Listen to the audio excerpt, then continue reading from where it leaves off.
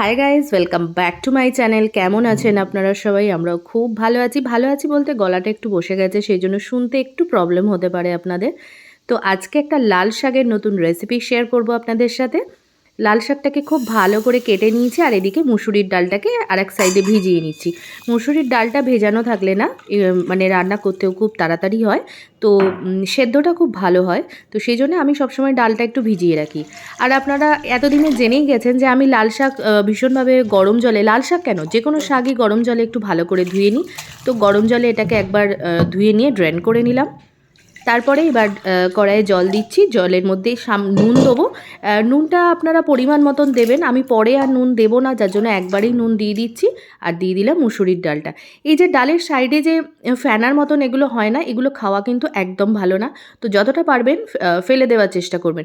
ভাতের ওপরেও যেটা হয়, ডালের ওপরেও যেটা হয়, এটা কিন্তু একদম খাওয়া উচিত না। তো সেই জন্য এটাকে ফেলে দেবেন, খুব ভালো হয়, তাতে আমাদের হেলথের জন্য একদমই ভালো না। ডালটা মোটামুটি আমাদের ভালোভাবে সেদ্ধ হয়ে গেছে। ডালটা খুব সুন্দর করে আমি সেদ্ধ করে নেবো। আর ডালটা সামান্য একটু ঘন থাকবে, মানে একদম পাতলা জলের মতন হবে না, সেই জন্য আমি এটাকে একটু ভালো করে ফুটিয়ে নিচ্ছি। দেখুন ডালটা মোটামুটি রেডি হয়ে গেছে। এটাকে আমি আর একটু টানাবো, তাই জন্য একটু পাতলা আছে এখনও। তারপরে আমি কিছু রসুন কোয়া ছাড়িয়ে নিয়েছি। এখানে মোটামুটি 15টা মতন রসুন আছে। 15 রসুনগুলোকে আমি একটু ভালো করে থেতো করে নিচ্ছি। আমার না এই শিলনোড়ায় বাটতে খুব ভালো লাগে, আর শাকে না রসুন থেতো করে দেবেন, খুব ভালো লাগে। বেটে দিলে অতটা ভালো লাগে না, না হয় কুচিয়ে না হয় থেতো করে। তো এখানে আমার কোচানো হয়ে গেছে। এরপর আমি তেলে কড়াই ঘি নিয়ে নিয়েছি, কারণ তেলে খুব একটা রান্না আমি এখন আর করি না। তো সেই জন্য কালো জিরে, তার সঙ্গে দিলাম একটা তেজপাতা, আর তার সঙ্গে দেব দুটো শুকনো লঙ্কা। শুকনো লঙ্কাটা খুবই ছোট, কারণ ঝাল অতটা দেবো না, কাঁচা লঙ্কার ঝাল দেবো, শুকনো লঙ্কার ঝাল না। দিয়ে দিলাম রসুনটাও হালকা রোস্ট করে নেবো। হালকা ভাজা হয়ে গেলে, খুব লাল করে নয়, কেন কি রসুন যদি খুব ভাজা হয়ে যায় তাহলে এর গন্ধটাই চলে যায়, এর আসল যে মজাটা সেটাই পাওয়া যায় না। তো সেই জন্য রসুনটা হালকা ভেজে নেওয়ার পর দিয়ে দিলাম একটা পেঁয়াজ, মিডিয়াম সাইজের একটা পেঁয়াজ দিলাম। সেটাকেও আমি হালকা করে ভেজে নেবো, খুবই হালকা করে, একদমই মানে ডিপ ফ্রাই করব না, মানে একদম লাল লাল করে ব্রাউন করে যে ক্রিস্পি করে ভাজে ওটা নয়। দেখুন হালকা করে ভাজা হয়ে গেছে। দিয়ে দিলাম শাকটা, যেটা জল ঝরিয়ে রেখেছিলাম গরম জলে ধুয়ে, শাকটা দিয়ে দিলাম। খুব কুচি কুচি করে শাকটা কাটার দরকার নেই, কারণ এটা আমি ডালের সাথে রান্না করব, তো সেই জন্য খুব কুচি করার দরকার নেই। আমরা শাক তো এমনি ভাজা করে পোস্ত ছড়িয়ে বাদাম দিয়ে এরকম অনেকভাবেই খাই, কিন্তু ডাল দিয়ে শাকটা খেতেও অসাধারণ লাগে। করে দেখবেন, ভীষণ ভালো লাগে ভাতের সাথে। তো নতুন রকমের একটা প্রোটিন হয়ে যায়, শাকটাও খাওয়া হয়, ডালে ভীষণভাবে প্রোটিন, বাচ্চাদের জন্য ভীষণ উপকারী।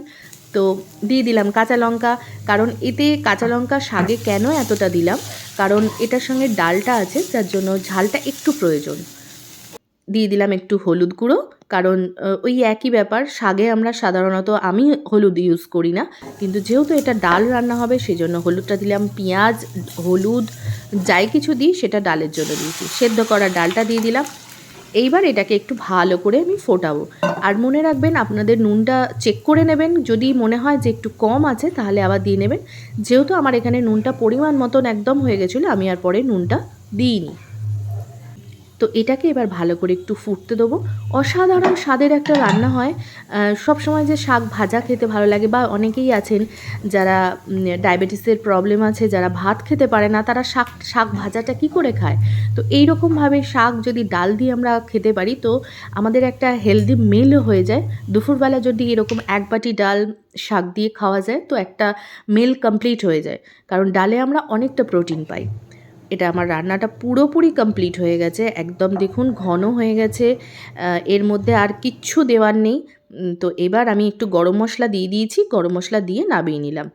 অসাধারণ স্বাদের, গরম ভাতের সাথে খেয়ে দেখবেন, রুটির সাথেও খাওয়া যায়, খেতে খুব খারাপ লাগে না। তো অবশ্যই একবার ট্রাই করবেন, আর আমাকে জানাবেন কমেন্ট বক্সে কেমন হয়েছে। ভিডিওটা যদি ভালো লেগে থাকে অবশ্যই লাইক, শেয়ার, কমেন্ট করবেন, আর যদি নতুন হয়ে থাকেন তাহলে সাবস্ক্রাইব তো করবেন, আর তার সঙ্গে বেল আইকনটাও প্রেস। তাহলে আজকের মতন রেসিপিটা এখানেই শেষ করছি। আসবো ফিরে নিশ্চয়ই আর একটা নতুন রেসিপি নিয়ে। Thanks for watching, take care, bye by.